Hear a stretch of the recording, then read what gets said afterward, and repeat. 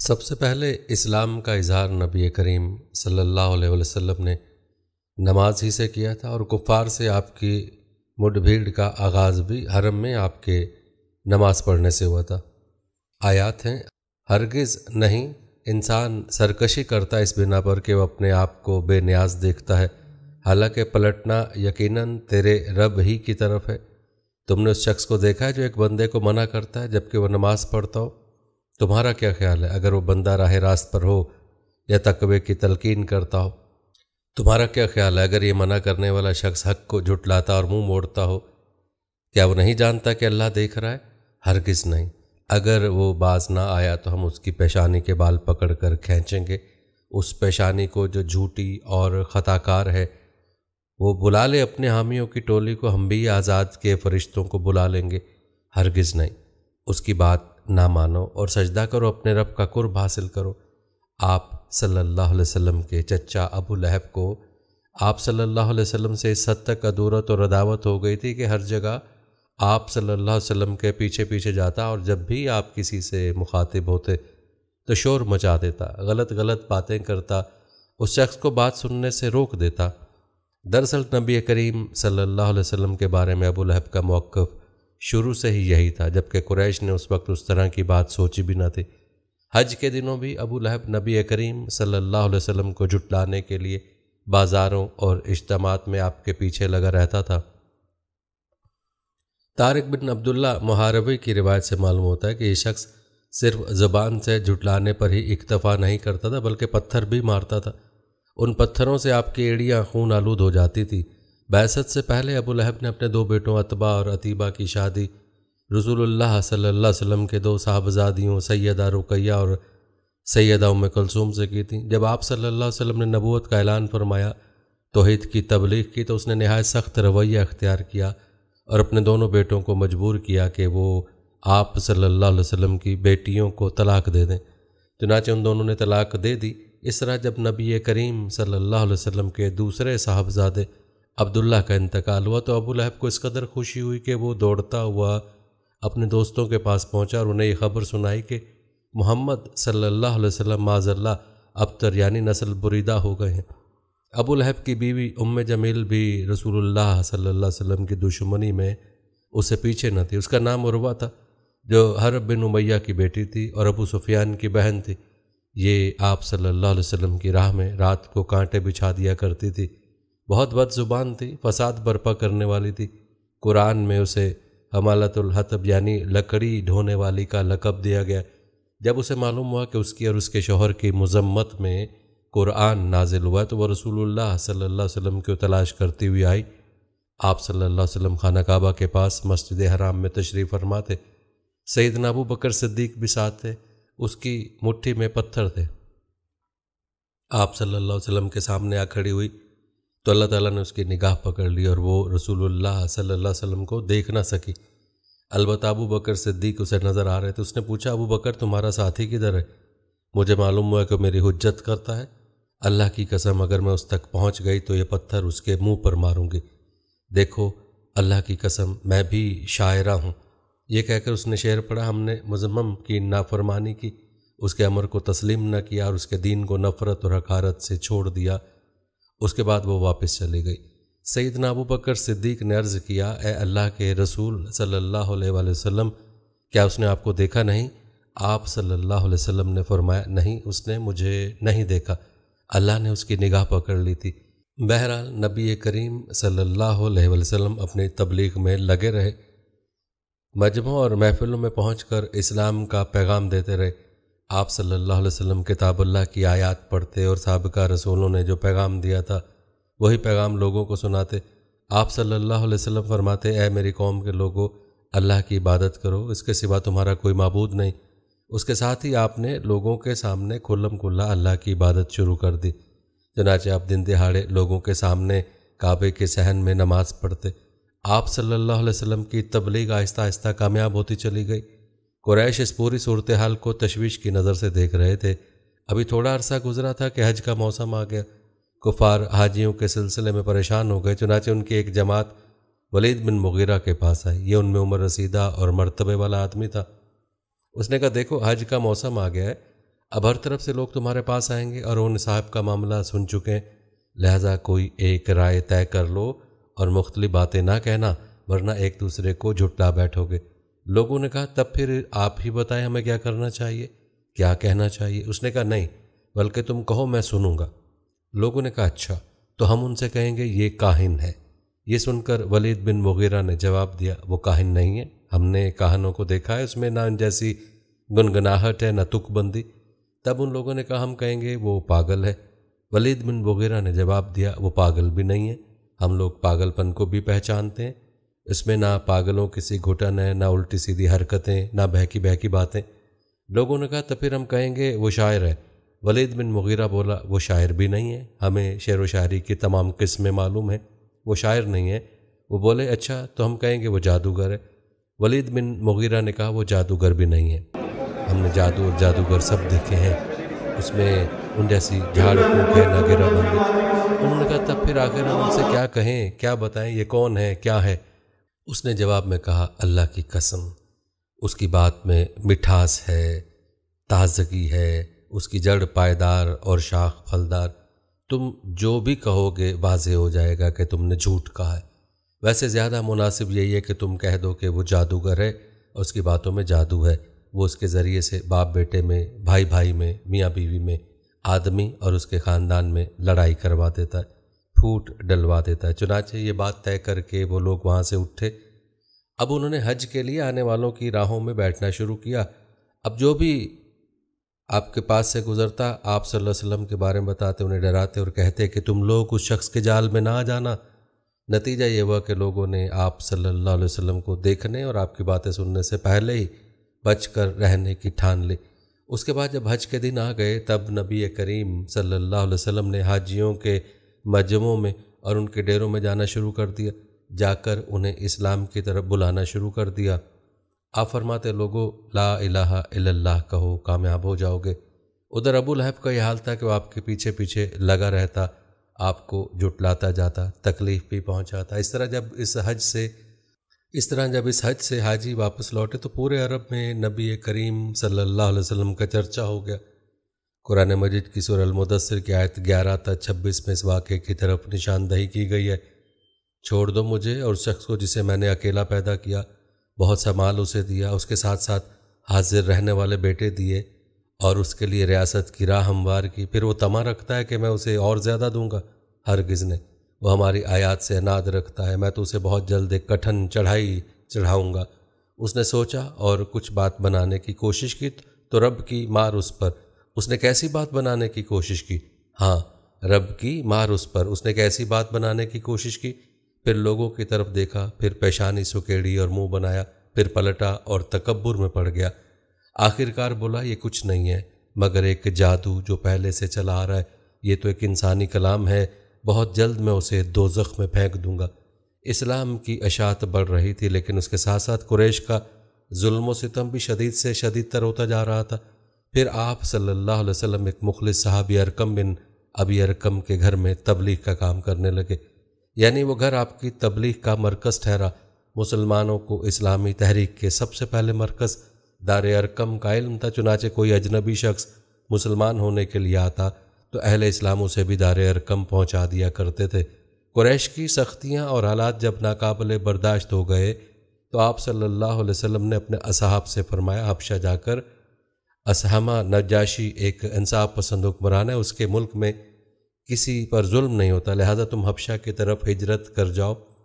اس ہدایت کے مطابق رجب 5 نبوی میں صحابہ کرام کے پہلے قافلے نے ہجرت کی، اس میں 12 مرد اور 4 عورتیں تھیں اور ان کے امیر سیدنا عثمان بن عفان تھے، ان کے ساتھ ان کی زوجہ محترمہ سیدہ رقیہ تھی، یہ نبی کریم صلی اللہ علیہ وسلم کی صاحبزادی تھی، اور سیدنا ابراہیم اور سیدنا لوط کے بعد پہلا گھرانہ تھا جس نے اللہ کے راستے میں ہجرت کی تھی۔ یہ لوگ رات کی تاریکی میں خاموشی سے نکلے اور جدہ کے جنوب میں واقع بحر احمر کی بندرگاہ شعیبہ کا رخ کیا۔ خوش قسمتی سے وہاں 2 تجارتی جہاز موجود تھے، یہ لوگ ان پر سوار ہو کر حبشہ پہنچ گئے۔ ادھر قریش کو ان کی روانگی کا علم ہو تو مارے غیظ و غضب کہ ان کا برا حال ہو گیا، فوراً آدمی دوڑائے ان حضرات کو پکڑا جا سکے اور خوب سزا دی جا سکے۔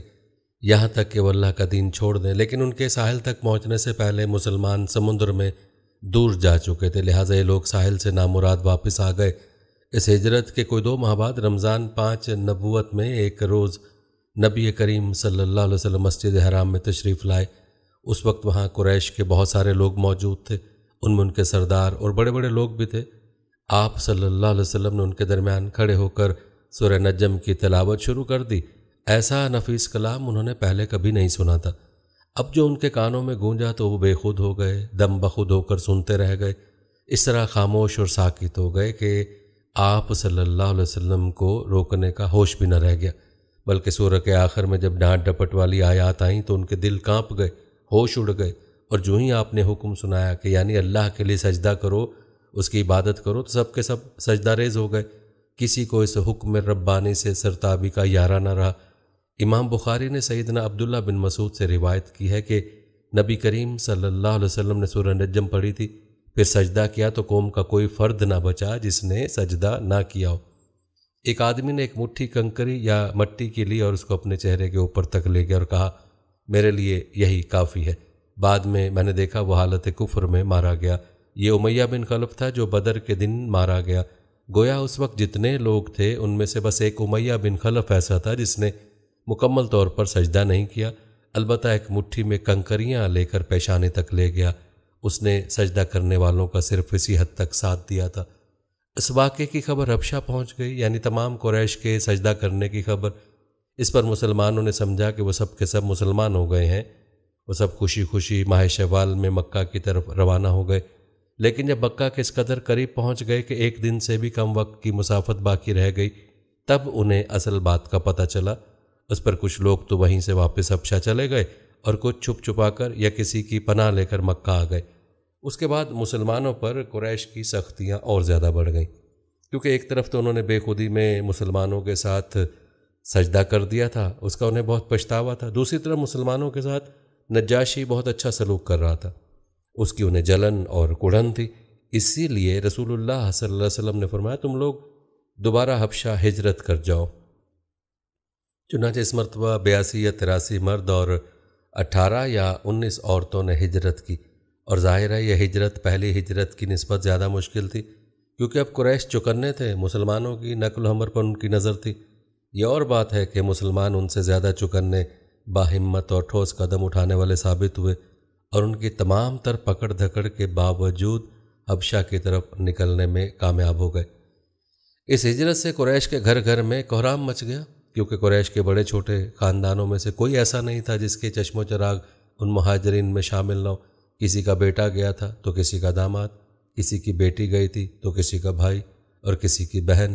ابو جہل کے بھائی سلمہ بن ہشام، اس کے چچا زاد 2 بھائی، اس کے چچا زاد بہن ام سلمہ، ابو سفیان کی بیٹی ام حبیبہ، عتبہ کے بیٹے، اور ہند جگر خور کے سگے بھائی ابو حذیفہ، سہیل بن عمرو کی بیٹی سہلہ، عثمان بن عفان، ان کی اہلیہ بنت رسول صلی اللہ علیہ وسلم، زبیر بن العوام، مصعب بن عمیر، عبد الرحمن بن عوف، ابو سلمہ مخزومی، عثمان بن مظعون، جعفر بن ابی طالب اور ان کی زوجہ اسماء بنت امیس وغیرہ۔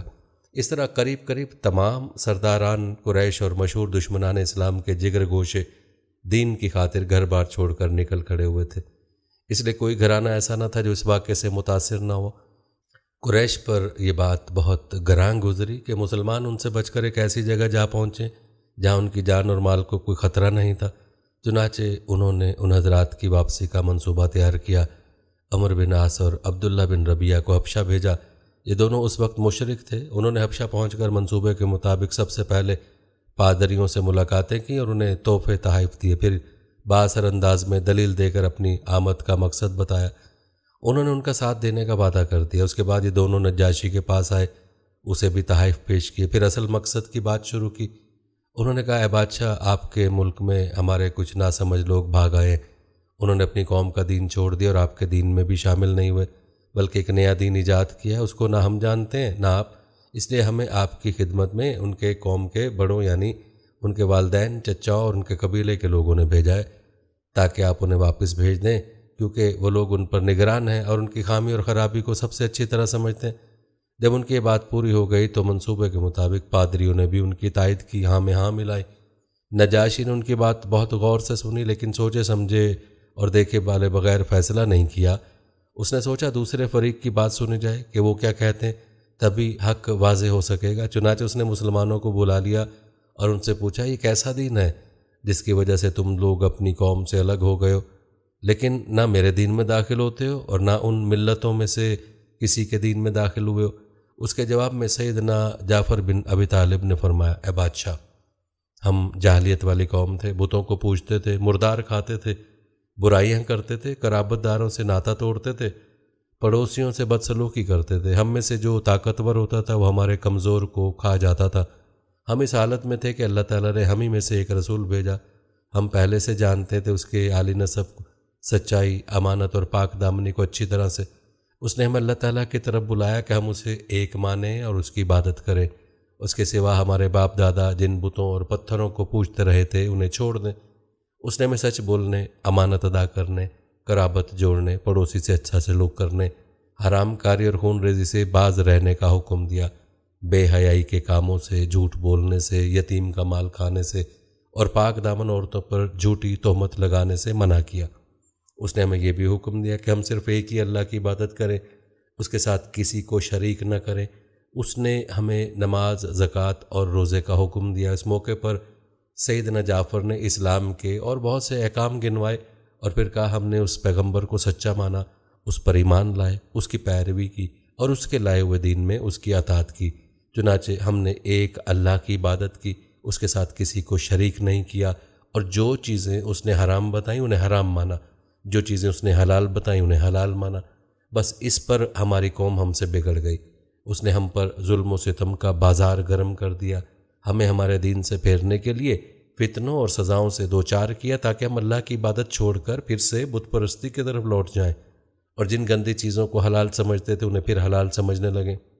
جب انہوں نے ہم پر بہت ظلم و تشدد کیا، زمین ہم پر تنگ کر دی، ہمارے اور ہمارے دین کے درمیان رکاوٹ بن گئے، تو ہم نے آپ کے ملک کی راہ لی اور آپ کو دوسروں پر ترجیح دی اور آپ کی پناہ میں رہنے کو پسند کیا، اور آپ سے اے بادشاہ یہ امید کی کہ آپ کے ہاں ہم پر ظلم نہیں کیا جائے گا۔ سیدنا جعفر کی تقریر سن کر نجاشی نے کہا، کچھ قرآن پڑھ کر سناؤ۔ اس پر سیدنا جعفر نے سورہ مریم کی ابتدائی آیات تلاوت کی۔ نجاشی ان آیات کو سن کر اس قدر رویا کہ اس کی داڑھی تر ہو گئی، اور تمام پادری بھی اس قدر روئے کہ ان کے صحیفے تر ہو گئے۔ پھر نجاشی نے کہا، یہ کلام اور وہ کلام جو عیسیٰ علیہ السلام لے کر آئے دونوں ایک ہی طاق شمع سے نکلے ہوئے۔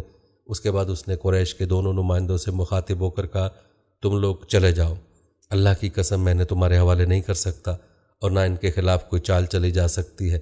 دوسرے دن عمرو بن عاص نے خطرناک تدبیر تیار کی۔ نجاشی سے جا کر کہا کہ اے بادشاہ، یہ لوگ عیسیٰ علیہ السلام کے بارے میں ایک بڑی بات کہتے ہیں۔ اس پر نجاشی نے پھر مسلمانوں کو بلوا لیا اور سیدنا عیسیٰ علیہ السلام کے بارے میں سوال کیا۔ سیدنا جعفر نے فرمایا، ہم ان کے بارے میں وہی بات کہتے ہیں جو نبی کریم صلی اللہ علیہ وسلم لے کر آئے ہیں، یعنی وہ اللہ کے بندے ہیں، اس کے رسول، اس کی روح اور اس کا وہ کلمہ ہے جسے اللہ نے کنواری پاک دامن مریم علیہ السلام کی طرف الحاق کیا تھا۔ اس پر نجاشی نے زمین سے تنکا اٹھا کر کہا، اللہ کی قسم، جو کچھ تم نے کہا اس سے عیسیٰ علیہ السلام اس تنکے کے برابر بھی بڑھ کر نہیں تھے۔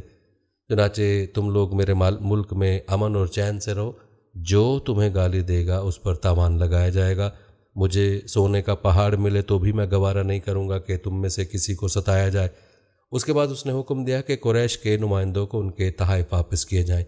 چنانچہ دونوں صاحبان منہ لٹکائے واپس مکہ لوٹ آئے، اور وہاں مسلمانوں نے اچھے دیار میں اچھے ہمسایوں کے ساتھ قیام کیا۔ بہرحال مشرکین کی چال ناکام ہو گئی۔ یہ بات ان کی سمجھ میں آ گئی کہ مسلمانوں سے عداوت اپنے دائرہ اختیار میں رہ کر ہی کر سکتے ہیں، لیکن پھر اس کے مقابلے میں انہوں نے ایک خوفناک بات سوچی۔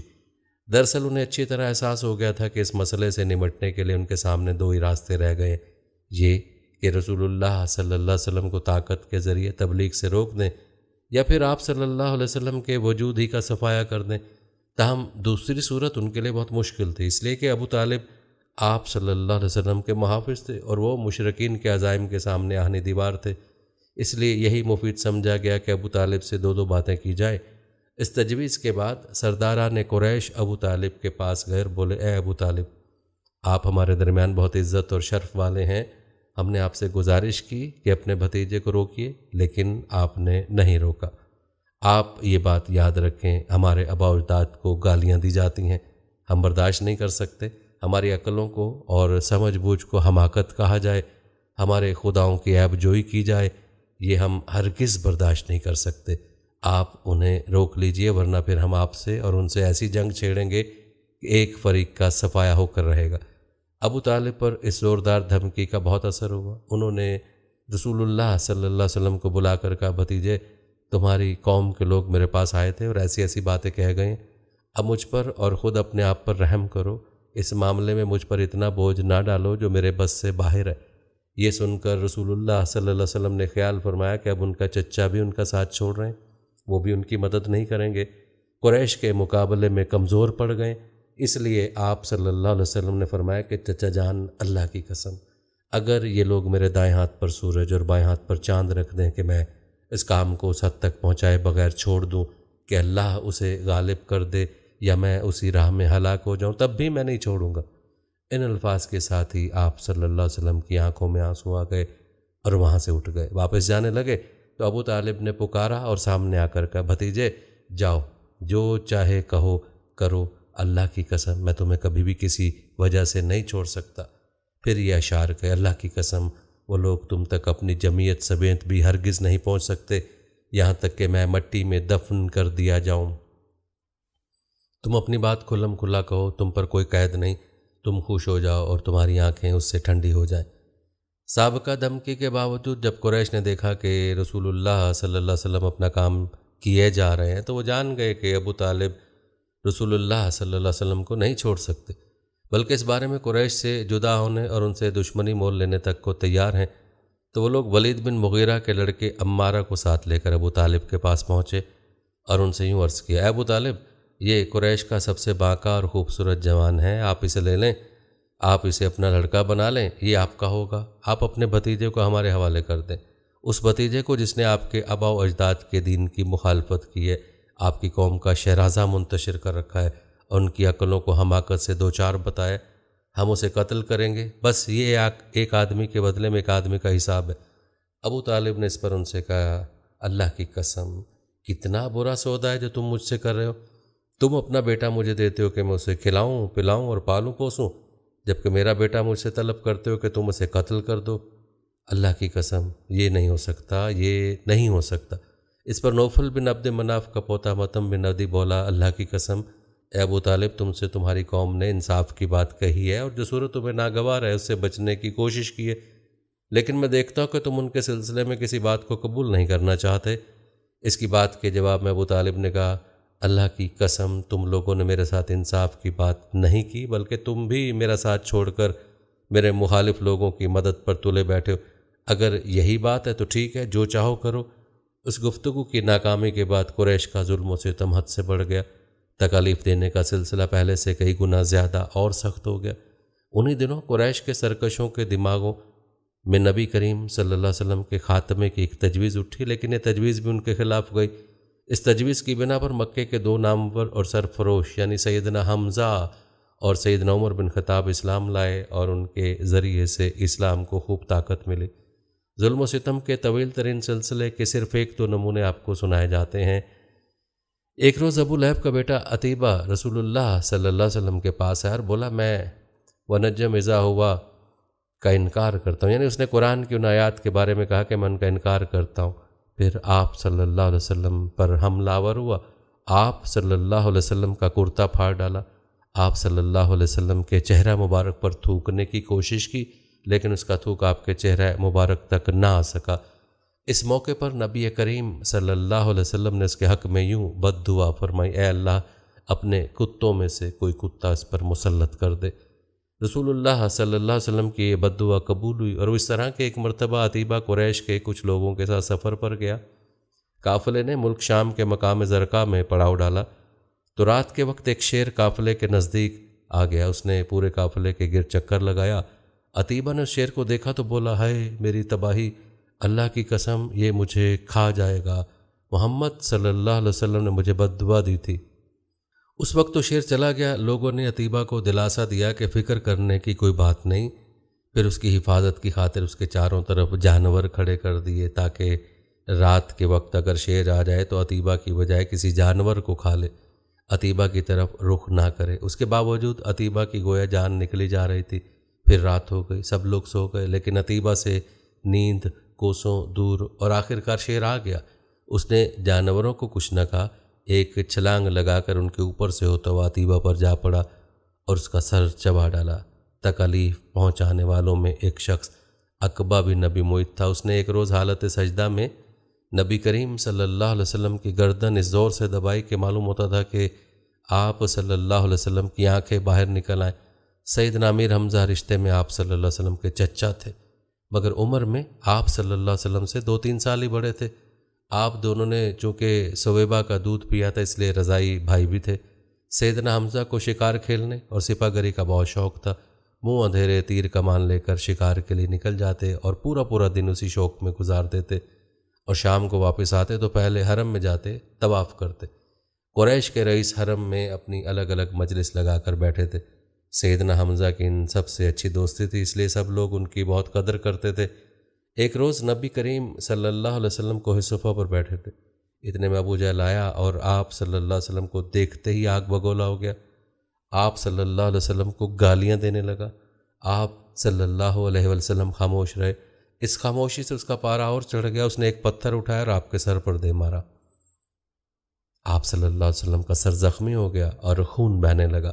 شام کو سیدنا حمزہ شکار سے لوٹے تو عبداللہ بن جدعان کی لونڈی نے بتایا کہ آج آپ کے بھتیجے محمد صلی اللہ علیہ وسلم کو ابو جہل نے سخت تکلیف پہنچائی ہے، آپ صلی اللہ علیہ وسلم زخمی ہو گئے ہیں۔ سیدنا حمزہ نے سنا تو غصے سے بھڑک اٹھے۔ آخر آپ ان کے قریبی عزیز تھے، سیدھے ابو جہل کے پاس گئے، بولے تو میرے بھتیجے کو گالی دیتا ہے، حالانکہ میں اسی کے دین پر ہوں۔ اس کے بعد کمان سے زور سے مار ماری کہ ابو جہل اس کمان سے زخمی ہو گیا۔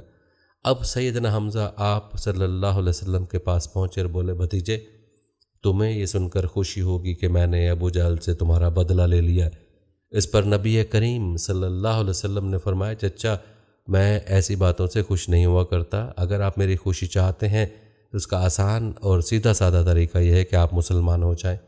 سیدنا امیر حمزہ کے دل پر اس جملے کا اتنا اثر ہوا کہ انہوں نے اسی وقت کلمہ پڑھا اور اسلام قبول کر لیا۔ سیدنا حمزہ کے ایمان لانے کے 3 دن بعد سیدنا عمر بن خطاب بھی اسلام لے آئے۔ وہ قریش مکہ کے بہت بڑے ستون اور مددگار تھے۔ قریش کی طرف سے بیرون ممالک سے سفارتی تعلقات رکھنا انہی کی ذمہ داری تھی۔ اسلام قبول کرنے سے پہلے آپ مسلمانوں کے سخت مخالف تھے، بہت سخت گیر تھے، طبیعت میں غصہ بہت تھا۔ ایک رات رسول اللہ صلی اللہ علیہ وسلم خانہ کعبہ کے پاس نماز پڑھ رہے تھے۔ سیدنا عمر بن خطاب نے چھپ کر چند آیات سن لیں۔ ان کے دل میں آیا کہ حق ہے، لیکن پھر بھی اپنے خیالات پر جمے رہے، یہاں تک کہ ایک روز نبی کریم صلی اللہ علیہ وسلم کا کام تمام کرنے کی نیت سے تلوار لے کر نکل کھڑے ہوئے۔ راستے میں ان کی ملاقات سیدنا نعیم بن عبداللہ سے ہوئی۔ یہ نئے مسلمان ہوئے تھے، اس لیے ابھی ان کے اسلام لانے کی خبر سیدنا عمر کو نہیں ہوئی تھی۔ ان کے ہاتھ میں ننگی تلوار اور چہرے پر شدید غصے کے آثار دیکھ کر انہوں نے پوچھا خیر تو ہے عمر، دوپہر کے وقت ننگی تلوار لیے کدھر کا ارادہ ہے؟ سیدنا عمر نے جواب دیا محمد صلی اللہ علیہ وسلم کو قتل کرنے جا رہا ہوں۔ یہ سن کر نعیم بن عبداللہ بولے محمد صلی اللہ علیہ وسلم کو قتل کرنے سے پہلے اپنے گھر کی خبر لو، تمہاری بہن فاطمہ اور تمہارے بہنوئی سعید تمہارا دین چھوڑ کر اسلام قبول کر چکے ہیں۔ سیدنا عمر یہ سن کر آگ بگولا ہو گئے، سیدھے بہن کے گھر پہنچے۔ اس وقت گھر میں قرآن کا ایک معلم سیدنا خباب بن الارت انہیں قرآن پڑھا رہے تھے۔ دروازے پر دستک کی آواز سن کر ان کی بہن فاطمہ بنت خطاب نے قرآن کے اوراق چھپا دیے۔ خباب بن الارت بھی ایک طرف چھپ گئے۔ اب بہنوئی نے دروازہ کھولا۔ دروازہ کھلتے ہی سیدنا عمر نے پوچھا تم کیا پڑھ رہے تھے؟ مجھے دکھاؤ۔ ساتھ ہی سعید بن زید کو مارنے لگے۔ بہن نے اپنے خاوند کو چھڑانے کی کوشش کی تو ان پر بھی ٹوٹ پڑے، وہ بھی زخمی ہو گئیں، ان کے منہ سے خون بہنے لگا۔ جوش میں آ کر کہنے لگیں جو جی میں آئے کر لو عمر، ہم مسلمان ہو چکے ہیں۔ سیدنا عمر نے بہن کو زخمی دیکھا تو شرمندہ ہوئے اور نرم آواز میں بولے مجھے سناؤ تم کیا پڑھ رہے تھے، میں جاننا چاہتا ہوں تمہارا دین کیا ہے۔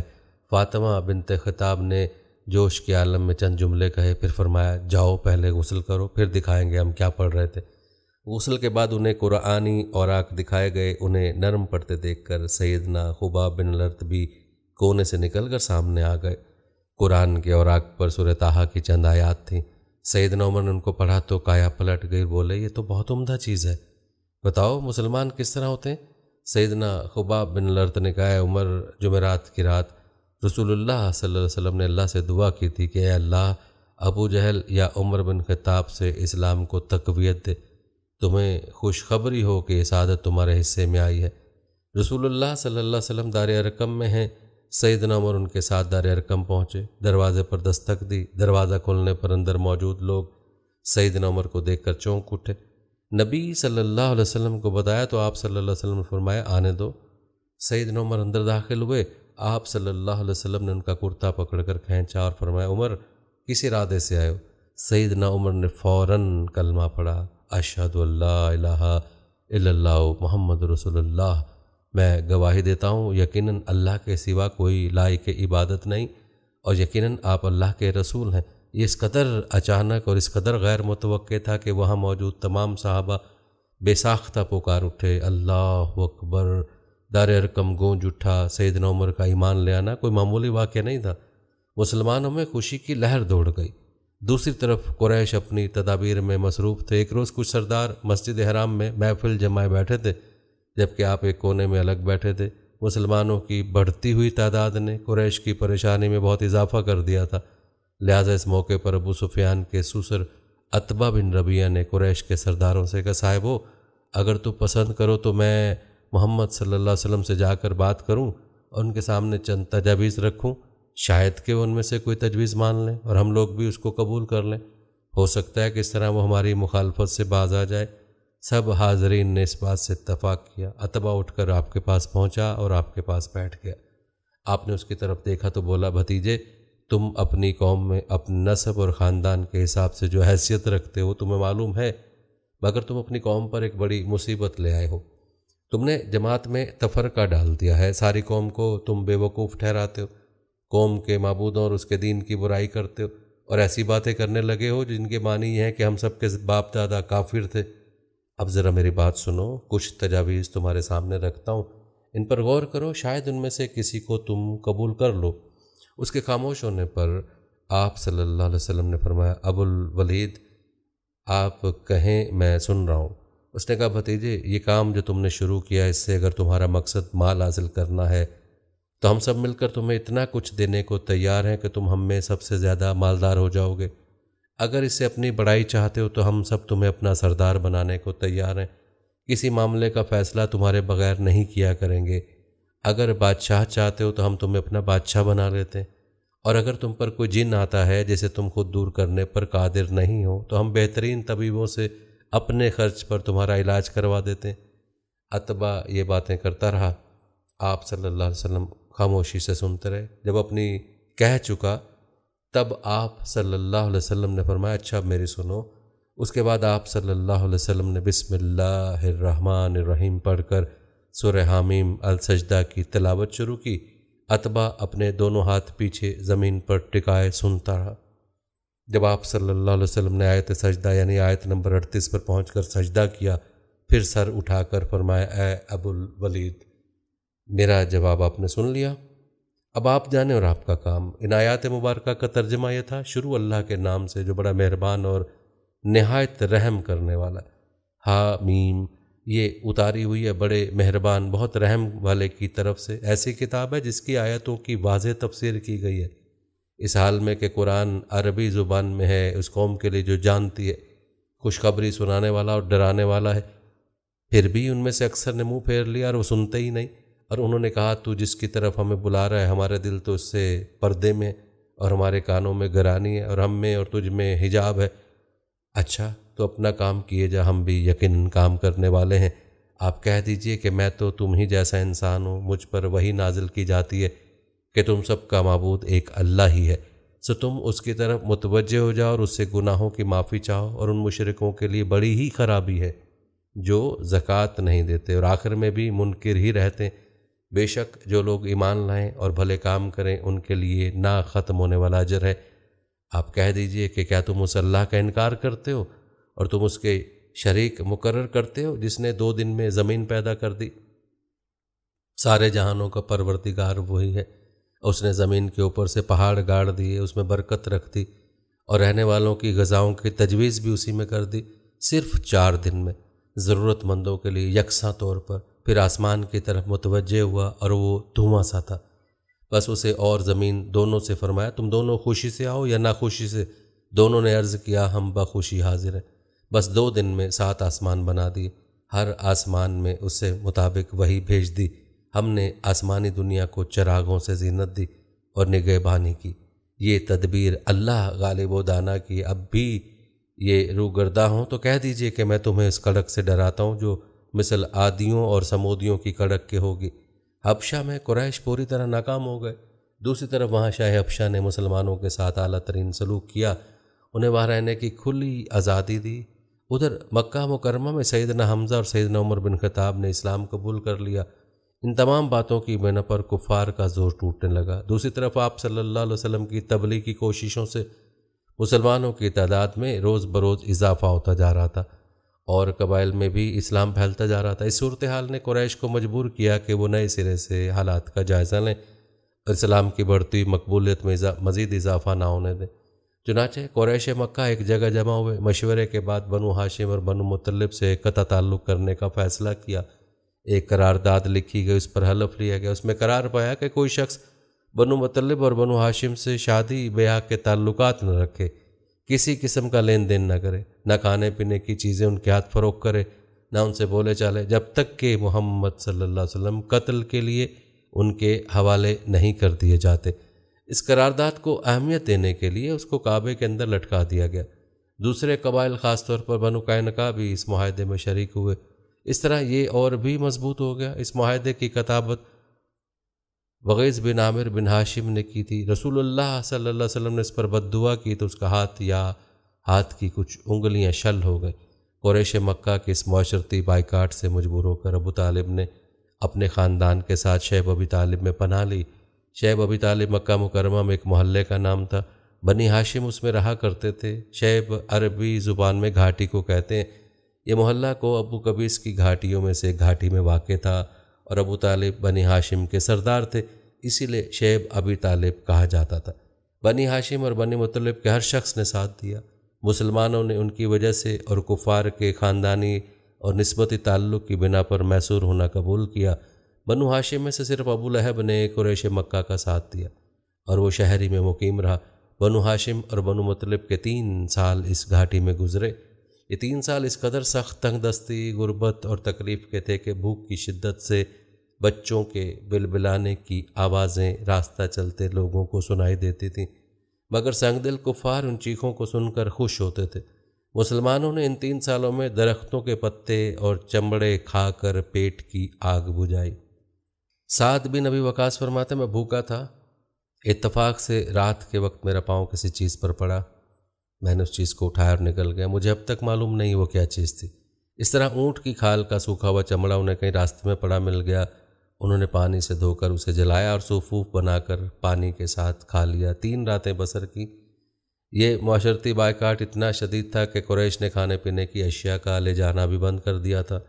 جب کوئی تجارتی قافلہ مکہ آتا تو ابو لہب اٹھتا اور اعلان کرتا کوئی تاجر عام نرخوں پر اصحاب محمد صلی اللہ علیہ وسلم کو فروخت نہ کرے، بلکہ اتنی قیمت بڑھائے کہ وہ چیز ان لوگوں کی قوت خرید سے باہر ہو جائے۔ قریش میں سے بعض لوگوں کے دل و نظرات کی حالت دیکھ کر روتے تھے کیونکہ ان کے عزیز تھے، چنانچہ ایسے لوگ خفیہ طور پر کھانے پینے کی چیزیں بھیجتے تھے۔ ایک دن سیدنا حکیم بن حزام اپنی پھوپھی سیدہ خدیجہ کے لیے کچھ چیزیں لے کر جا رہے تھے کہ ابو جہل نے راستہ روک لیا اور کہا اگر تم نے شیب ابی طالب میں غلہ پہنچانے کی کوشش کی تو میں سب لوگوں میں تمہیں رسوا کر دوں گا۔ اتفاق سے اس وقت ابو البختری سامنے سے آ گیا۔ واقعے کی تفصیل سن کر ابو جہل سے کہنے لگا اگر ایک شخص اپنی پھوپھی کے لیے کچھ غلہ بھیجتا ہے تو تم کیوں رکاوٹ بنتے ہو؟ چنانچہ ابو البختری کی مداخلت کی وجہ سے اسے اپنی پھوپھی کے پاس غلہ بھجوانے دیا۔ الغرض ایسی ہی تکلیف کی وجہ سے مکہ کے نیک دل لوگوں کو یہ صفاقانہ معاہدہ ختم کرنے کا خیال آیا۔ آخر ہشام بن عمر کی کوششوں سے زہیر بن ابی امیہ، سیدہ خدیجہ کے رشتہ دار مطعم بن عدی، زمہ بن اسد اور ابو البختری بن ہاشم اور مختلف قبائل کے بعض افراد نے رات کو خفیہ مجلس میں اس معاہدے کی منسوخی کا طریقہ کار مرتب کیا۔ پھر صبح کعبہ کے پاس اپنے اپنے حلقے میں جمع ہوئے۔ طواف کے بعد پہلے زہیر نے اعلان کیا، جب تک انسانیت کے خلاف اس معاہدے کو ختم نہیں کیا جائے گا میں چین سے نہیں بیٹھوں گا۔ اس پر ابو جہل نے مخالفت کی، لیکن چاروں اور نیک دل انسانوں نے اپنے اپنے قبیلے کی طرف سے یکے بعد دیگر اس بائیکاٹ کو ختم کرنے کا اعلان کیا۔ ابو جہل مجلس کا یہ رنگ دیکھ کر دنگ رہ گیا اور کہنے لگا، یہ معاملہ تو پہلے سے ہی طے شدہ لگتا ہے۔ تکالیف پہنچانے کی پالیسی کے بعد جب قریش نبی کریم صلی اللہ علیہ وسلم کو نفسیاتی حربوں سے شکست نہ دے سکے تو انہوں نے اب ان پر معاشرتی دباؤ ڈالنے کا منصوبہ بنایا۔ اس کے لیے ان کے سرپرست اور نگران ابو طالب پر دباؤ ڈالنا ضروری تھا۔ چنانچہ سرداران قریش نے بار بار ان کے پاس جا کر شکایت کی۔ ایک بار تو قریباً 25 سردار ابو طالب کے پاس پہنچے، ان میں ابو جہل، ابو سفیان، امیہ بن خلف، عتبہ، اسود بن عبد المطلب اور شیبہ شامل تھے۔ انہوں نے پہلے تو آپ صلی اللہ علیہ وسلم کے خلاف اپنی شکایات بیان کی، پھر کہا ہم آپ کے سامنے ایک انصاف کی بات پیش کرتے ہیں، آپ کا بھتیجا ہمیں ہمارے دین پر چھوڑ دے، ہم اسے اس کے دین پر چھوڑ دیتے ہیں، وہ جس معبود کی عبادت کرنا چاہے کرے، ہم اس سے کوئی غرض نہیں، مگر وہ ہمارے معبودوں کی برائی نہ بیان کرے اور یہ کوشش نہ کرتا پھرے کہ ہم اپنے معبودوں کو چھوڑ دیں، آپ ہمیں اس شرط پر اس سے صلح کروا دیں۔ ان کے خیال میں مصالحت کا اس سے اچھا طریقہ کیا ہو سکتا تھا؟ ابو طالب نے نبی کریم صلی اللہ علیہ وسلم کو بلایا اور ساری بات بیان کی۔ آپ صلی اللہ علیہ وسلم نے فرمایا، چچا جان، میں تو ان کے سامنے ایک ایسا کلمہ پیش کرتا ہوں جسے اگر یہ جان لیں تو پورا عرب ان کے تابع اور عجم ان کا جزیہ گزار ہو جائے گا۔ اس پر ان لوگوں نے کہا، تم ایک کلمہ کہتے ہو، ہم ایسے 10 کلمے کہنے کو تیار ہیں، مگر یہ تو بتاؤ وہ کلمہ کیا ہے؟ آپ صلی اللہ علیہ وسلم نے فرمایا، لا الہ الا اللہ۔ اس پر وہ لوگ غصے اور تکبر سے اٹھ کھڑے ہوئے۔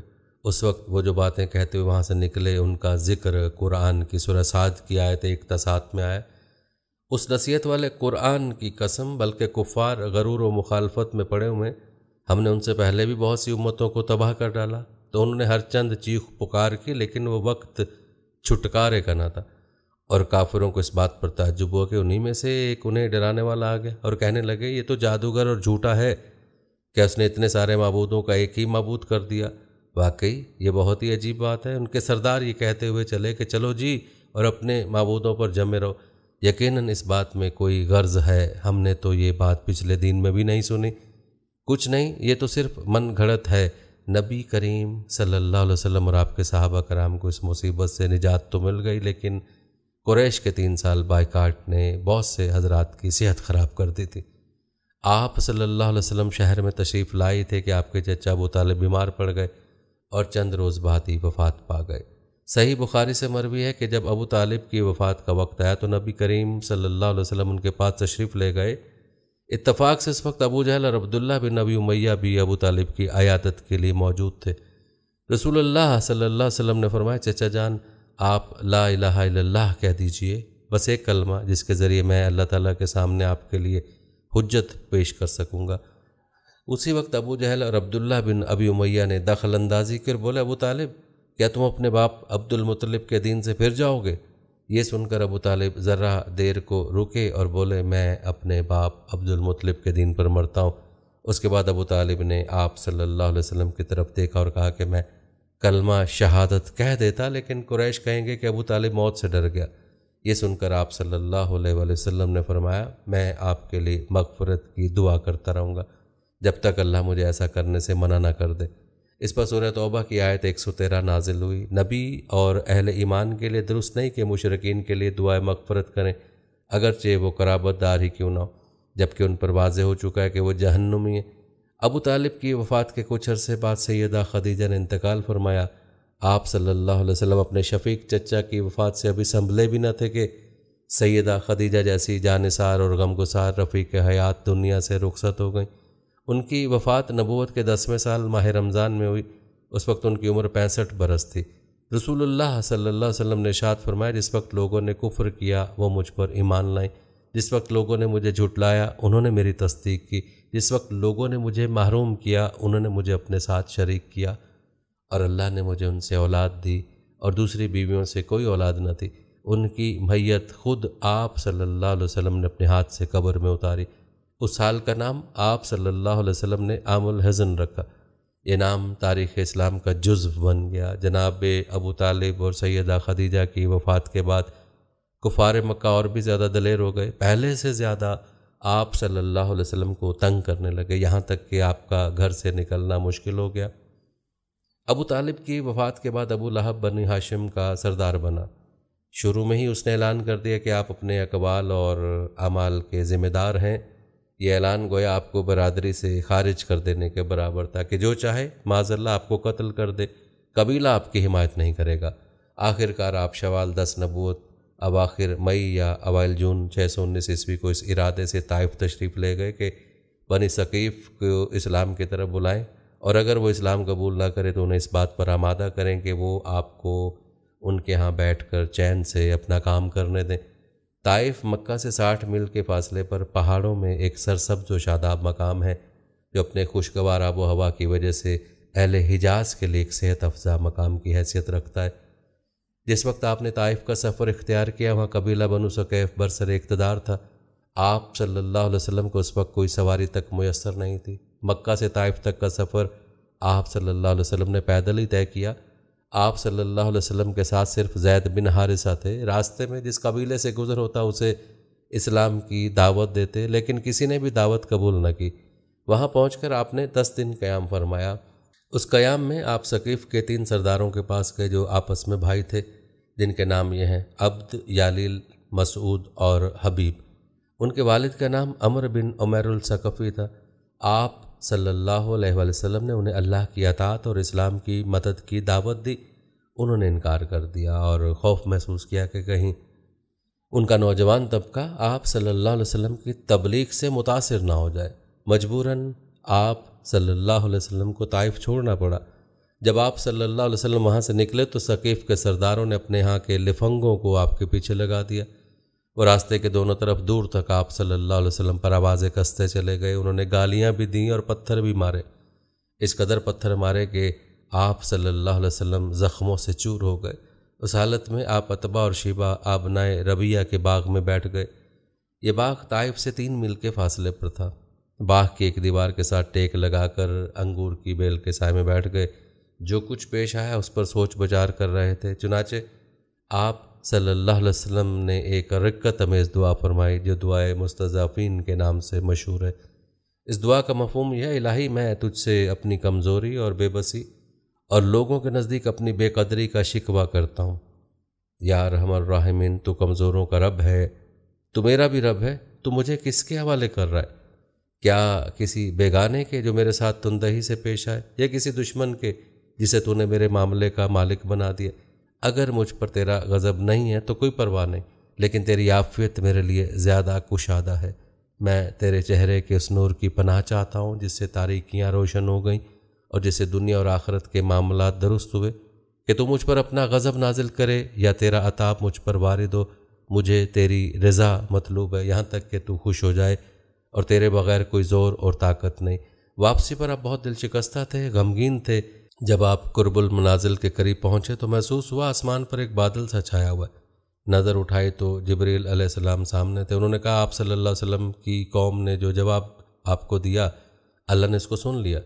اب یہ پہاڑوں کا منتظم فرشتہ اللہ نے بھیجا ہے، تو آپ صلی اللہ علیہ وسلم حکم دینا چاہیں دے سکتے ہیں۔ پھر پہاڑوں کے فرشتے نے آپ صلی اللہ علیہ وسلم کو سلام کر کے عرض کیا آپ فرمائیں تو دونوں طرف کے پہاڑ ان لوگوں پر الٹ دوں؟ آپ صلی اللہ علیہ وسلم نے فرمایا نہیں، بلکہ مجھے امید ہے کہ اللہ تعالیٰ ان کی نسل سے ایسے لوگ پیدا کرے گا جو صرف ایک اللہ کی عبادت کریں گے، اس کے ساتھ کسی کو شریک نہیں ٹھہرائیں گے۔ آپ صلی اللہ علیہ وسلم طائف سے نکل کر چند روز نفلہ کے مقام پر ٹھہرے۔ پریشان تھے کہ اب کیسے مکہ جاؤں۔ طائف میں جو کچھ گزری اس کی خبریں وہاں تک پہنچ چکی ہوں گی۔ اب تو کفار پہلے سے بھی زیادہ دلیر ہو جائیں گے۔ انہی دنوں کا ذکر ہے، ایک رات آپ صلی اللہ علیہ وسلم نماز میں قرآن پڑھ رہے تھے کہ ایک جنوں کا گروہ ادھر سے گزر ہوا۔ انہوں نے قرآن سنا تو ایمان لے آئے، اپنی قوم میں جا کر تبلیغ شروع کر دی، اور اللہ نے اپنے نبی کو یہ خوشخبری سنائی کہ انسان اگرچہ آپ کی دعوت کو قبول نہیں کر رہے، مگر بہت سے جن اس کے گرویدہ ہو گئے، اس دعوت کو اپنی جنس میں پھیلا رہے ہیں۔ اس واقعے کی تفصیل سورہ احقاف کی آیت 29 تا 31 میں درج ہے، اور یاد کرو جب ہم نے آپ کی طرف جنوں کے ایک گروہ کو متوجہ کیا کہ وہ قرآن سنیں، بس جب نبی کریم صلی اللہ علیہ وسلم کے پاس پہنچ گئے تو ایک دوسرے سے کہنے لگے خاموش ہو جاؤ۔ پھر جب تلاوت ختم ہو گئی تو اپنی قوم کو خبردار کرنے کے لیے واپس لوٹ گئے، کہنے لگے اے ہماری قوم، ہم نے یقیناً وہ کتاب سنی ہے جو موسیٰ علیہ السلام کے بعد نازل کی گئی ہے، جو اپنے سے پہلی کتابوں کی تصدیق کرنے والی، جو سچے دین اور راہ راست کی طرف راہبری کرتی ہے۔ اے ہماری قوم، اللہ کے بلانے والے کا کہنا مانو، اس پر ایمان لاؤ تو اللہ تمہارے گناہ بخش دے گا اور تم